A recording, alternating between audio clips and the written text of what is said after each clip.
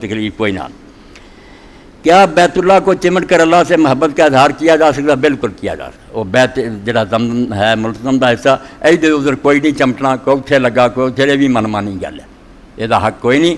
حصہ جو مقرر ہو گیا کہ کعبے کا یہ حصہ جتنے آ کے اینڈ ہوں دروازے کا یہ کھبی سائڈ اور حجر اسود کے درمیان کی جگہ اتنے چمٹ ملتزم سے چمٹا.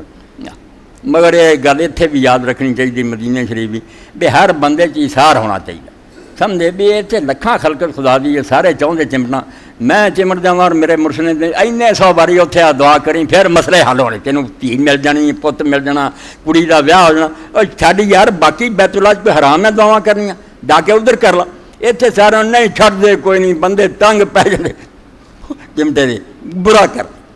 اتنے جا کے مدینہ شریف روضہ تو میرا ترنا مار لی. دروازے کھلتے جیسے اذان ہوں نٹ پہ مار لیں ہلتے ہی نہیں. بے باقی خلقے خدا کا کوئی حق نہیں بنتا. 2 نفل پڑھو تو کھسکن بھی کرو. اس تو ظلم نہیں کرنا، دوجیاں نوں موقع دینا. انشاءاللہ بہت برکت ہو. سمپلی ملتزم.